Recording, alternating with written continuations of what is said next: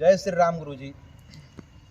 गुरुजी, जैसा कि राम मंदिर अयोध्या की चारों तरफ चर्चाएं, तो आप उस टाइम कार सेवक के टाइम में गए थे, तो आपका एक्सपीरियंस बताएं थोड़ा सा। अयोध्या में जो 22 जनवरी को जो हो रहा है, बहुत ही अच्छा, बहुत ही सुंदर हो रहा है और होगा। इसकी कार सेवा के विषय में तो मैं ये कहूँगा कि जब से अयोध्या के मंदिर को गिरा करके वहाँ पर जो है मस्जिद नामक उसको स्थापित किया गया, तब से वहाँ पर कार सेवकों का निरंतर बलिदान चलता आ रहा है। न जाने मेरी नज़र में लाखों आदमी अपने प्राणों की आहुति दिए। 1989 में राम मंदिर के आंदोलन ने जोर पकड़ा और 23-24 जून को हरिद्वार के अंदर संत महात्माओं ने एक निर्णय लिया कि 30 अक्टूबर को 1990 को वहां पर कार सेवा प्रारंभ कर दी जावे। इसी विषय के अंतर्गत कई संगठन, कई सनातन धर्म के साधु संत, उन्होंने अपने अपने अनुयायियों को प्रेरित किया वहां पर जाने के लिए। आरएसएस, बजरंग दल, विश्व हिंदू परिषद, न जाने कितने संगठन, शिवसेना आदि जो भी दक्षिण भारत में भी थे, उत्तर भारत में जो जहां पर थे, उन्होंने अयोध्या जाने का आह्वान किया। मुलायम सिंह यादव उस समय वहां के मुख्यमंत्री थे, जो मुसलमानों के वोटों से अपने आप को निर्वाचित मुख्यमंत्री मानते थे। और वो अपने आप को, अब मैं ये नहीं कहूंगा उन्होंने अपने आप के विषय में मुल्ला मुलायम कहा या नहीं कहा, ये विषय अलग हो जाता है।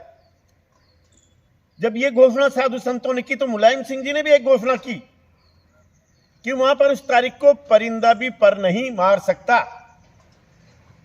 कार सेवकों को चैलेंज। हम भी यहां से किशनगंज विधानसभा क्षेत्र से 30 अक्टूबर के पूर्व में लगभग 67 व्यक्ति के लगभग गए थे। उनमें से मुझे अकेले को वहां तक पहुंचने का सौभाग्य प्राप्त हुआ। बाकी सब मथुरा की जेल, कहीं की जेल, कहां की जेलों में उन्हें बंद कर दिया। जाने का विषय तो है ही सही कि मैं उनसे अलग हुआ। अलग होकर के नहीं, मैंने अपना रास्ता अलग चुना, पुलिस वालों से बचता हुआ जैसे तैसे करके मैं रायबरेली पहुंचा।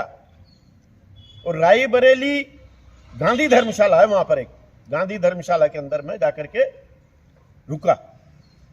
वहां पर ही पास में स्वयंसेवकों का जमावड़ा यानी मीटिंग चलती रहती थी, तो उन्होंने मेरे से संपर्क किया, मैंने उनसे संपर्क किया। भोजन व्यवस्था वगैरह हमारी उन्होंने सुचारू की और उन्होंने ही हमें वहां से अयोध्या भेजने के लिए व्यवस्था बनाई। जो बसें जो जाती थी वहां से, तो जो जेलों में बंद किए जाते थे, वहां पर पकड़े जाते थे, उन्हें तो वहां से लेकर के आते थे और इधर से कार सेवकों को बैठा करके चुपचाप वो वहां पहुंचा देते थे। मित्रों, उस समय की बहुत ही परेशानियों की बातचीत है। कई तरह की परेशानियों से जूझे, कई किलोमीटर पैदल चलना, खेतों में पानी भरा हुआ उनमें चलना। परंतु हम लोग जब उसके पूर्व में ही हमारे साथ में एक जगह लाठीचार्ज हुआ और हमारे को उसमें ट्रकों में बैठा दिया कि आपकी कार सेवा 30 अक्टूबर को, कि आप कार उसमें बैठो और अब आप जाओ। तो हमारे से सीआरपीएफ के एक ऑफिसर ने कहा कि आपकी कार सेवा हो गई। मैंने कहा नहीं हुई, तो फिर आप क्या करने के लिए वापस जा रहे हो? तो फिर हम लोग ट्रकों में से उतरे और वहीं से वापस अयोध्या की ओर चल दिए। अयोध्या की किलेबंदी इस तरह से कर रखी थी, उस समय चप्पे चप्पे पर पुलिस तैनात थी। हम लोगों ने जैसे ही आगे बढ़ना चाहा, द्वारका जी गुप्ता, सतीश जी, रामगोपाल जी शर्मा, इस तरह से 3-4 व्यक्ति मुझे मिल गए थे और हमारा एक वहां पर आगे एक काफिला टाइप बन गया था। और जब हम वहां आगे बढ़ने लगे तो उन्होंने हमारे से कहा कि हम आपको गोली मार देंगे। अयोध्या के अंदर भी गोली मारी जा रही है क्या? 30 अक्टूबर की घटना। तो मैंने कहा साहब आप तो हमें गोली मार दीजिए, हमारी भी डेथ बॉडी जाएगी वहां पर, हम भी जिंदा नहीं जाना चाहते। जब हमारे भाइयों को वहां मारा जा रहा है तो हमारी भी आप तो ट्रक से डेथ बॉडी वहां पर जाएगी। तो फिर उस ऑफिसर ने मेरे से कान में कहा कि नीचे उतरते ही आप मस्जिद के पीछे, उस मंदिर के पीछे पहुंच जाओगे। तो मित्रों पीछे एक नाला था, नाले के माध्यम से हम लोग वहां पर पहुंचे। शाम पड़ गई थी पहुंचते पहुंचते वहां पर, और मालूम पड़ा कि घोषणा हो गई थी कि भाई कार सेवा हो चुकी है। उसमें न जाने 4 या 5 इस तरह से स्वयंसेवकों का बलिदान उस रोज हुआ 30 अक्टूबर को। हम लोगों ने भी शाम को रुकने की व्यवस्था के बारे में सोचा। एक महात्मा जी का मंदिर था, उसी के पास में मेहर द्वारका जी, दोनों हम वहां पर रुके। और 12 के वहां पर हमें कई स्वयंसेवक मिल गए थे, भाई साहब द्वारका जी गोस्वामी के इस तरह से परिचित। मित्रों जब दूसरे रोज हमारे से जब ये कहा कि भाई 2 अक्टूबर को कार सेवा होगी असली, तो आप लोग अपने पत्र जो है लिख दीजिए। ये मैं शायद रायबरेली की घटना है, जब हमें वहां पर भेजा गया, वहां पर हो गया। तो उसके पहले एक घटना ये थी कि भाई आप आपके घर वालों के लिए अंतिम पत्र लिख दीजिए। तो जब हम ट्रेन के ऊपर वहां पर पत्र पहुंचाने के लिए लेटर बॉक्स में वहां पर गए थे हम, जो भी 2, 5, 10 स्वयंसेवक, तो वहां पर जब उन्होंने बड़े प्रसन्न हुए हमारे हाथों से, उन्होंने पत्र लिए, अंतर्देशी पत्र थे जिनमें लिखा हुआ था कि हम इतनी घटना से यहाँ तक पहुंच चुके हैं। और उन्होंने कहा कि अब कोटा वाले यहाँ पर आ गए हैं तो निश्चित है कि कार सेवा करके रही। मैं आप लोगों की जानकारी के लिए एक बात बता देता हूँ, हो सकता है मैं गलत हूँ, लेकिन जो मेरी नजर में बात थी वहां पर सबसे ज्यादा राजस्थान के कार सेवक थे। और राजस्थान में भी कोटा में भी जो मेरी नजर में बात थी वो अटरू के सबसे ज्यादा कार सेवक मौजूद थे वहां पर। ये मेरा नजरिया हो सकता है, मैं पहले ही क्षमा चाहूंगा इस बारे में। मित्रों हम लोग रात रुक गए। 1 तारीख की एक घटना हो रही है कि हम द्वारका जी हम दोनों घूम रहे थे, तो एक जो एसपी थे क्या थे, उन्होंने कहा कि एक सिपाही था उनके साथ में पुलिस का, वो कि आपको मालूम नहीं क्या कर्फ्यू लगा हुआ है, अभी आपको गोली मार दी जाएगी। मैंने कहा मार दो साहब, हमें तो ये मालूम है कि आप नियतों को भी गोली मार देते हो। तो वो सिपाही जो था वो मुझे एक तरफ ले गया और पीछे द्वारका जी भाई साहब ने उस एसपी से बातचीत करा के हम लोग वापिस आए। मित्रों मेरे स्वभाव में यह था कि उस समय में थोड़ा मेरा चंचल मन था, तो ये सब तो चले गए भाई साहब द्वारका जी वगैरह, मैं वहां से दूर रह गया। जब मैंने दिन में 12-1 बजे, कितना बज रहा था समय मुझे मालूम नहीं, लेकिन जब गोलियों की आवाज सुनी तो सब उधर से भगदड़ मच रही थी। मैं उस तरफ दौड़ा जिधर गोलियां चल रही थी, सब वहां से आ रहे थे, मैं उधर की तरफ दौड़ रहा था कि वहां गोलियां चल रही है और लोगों को मारा जा रहा है। मुझे भाई साहब द्वारका जी की चिंता हुई। बुजुर्ग थे वो, बुजुर्ग हैं अभी मौजूद हैं। तो मैंने देखा तो उनको एक छर्रा पैर में लग चुका था और वो लंगड़ाते आ रहे थे। मैंने उन्हें लिया, लेकर के अस्पताल में उन्हें भर्ती कराया। अस्पताल में मित्रों आप देखो इतनी बड़ी व्यवस्था गोली चलाने के लिए, एम्बुलेंस एक ही थी उस समय वहां पर उपलब्ध अस्पताल के अंदर। अब जब वहां पे एक ऑफिसर ने कहा कि मुझे वो एम्बुलेंस उपलब्ध करवाओ वहां पर जाने के लिए जहां गोली चल रही है, तो मैंने उस पीएमओ से कहा, मैंने कहा भाई आप लोग एक तरफ तो इन्हें वाहन उपलब्ध करवा रहे हो, दूसरी तरफ हमारा इलाज करवा रहे हो, उससे बेहतर है कि आप हमारा इलाज मत करो। तो उसने उस ऑफिसर से कहा कि आप बाहर चले जाइए अस्पताल से, ये मेरा परिसर है और इसमें मैं कहूंगा जो ही होगा आपको, आप यहां से बाहर निकल जाइए। मित्रों में उस समय जो एक ड्राइवर ही उपलब्ध था वहां पर एम्बुलेंस में, कोई वो उठाने वाले कोई व्यक्ति नहीं थे। हम दोनों ने वहां से एम्बुलेंस को लिया, उस ड्राइवर ने, हम दोनों उस स्थान पर घटना स्थल पर पहुंचे। सबसे पहले व्यक्ति थे हम दोनों, ड्राइवर हम दोनों उस घटना स्थल पर पहुंचने वाले। गोली चलने के बाद में मैंने देखा लाशों का ढेर और लोग बाग जो है तड़प रहे। अगर समुचित समय पर अगर उसकी व्यवस्था हो जाती इलाज की तो कई मरने से बच जाते। लेकिन आप देखिए हत्यारों की मानसिकता कि वहां पर एम्बुलेंस वगैरह की भी समुचित व्यवस्था नहीं थी।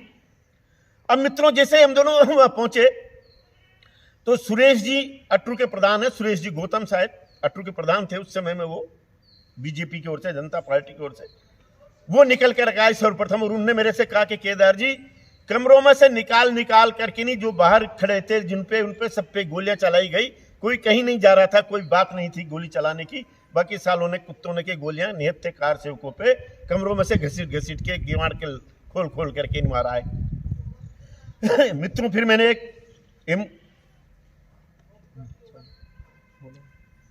मैंने फिर उस एम्बुलेंस के अंदर सुरेश जी हमारी उससे 1-2 व्यक्ति जो भी आ सकते थे, घायलों को हम लोगों ने फैजाबाद ले जाना पड़ता था। और हम लोग वहां से फैजाबाद उस एम्बुलेंस को लेकर के गए। एम्बुलेंस को इस तरह से कवर हो रहा था वहां पर, क्या हुआ? जय सिया राम गुरुजी, जय श्री राम।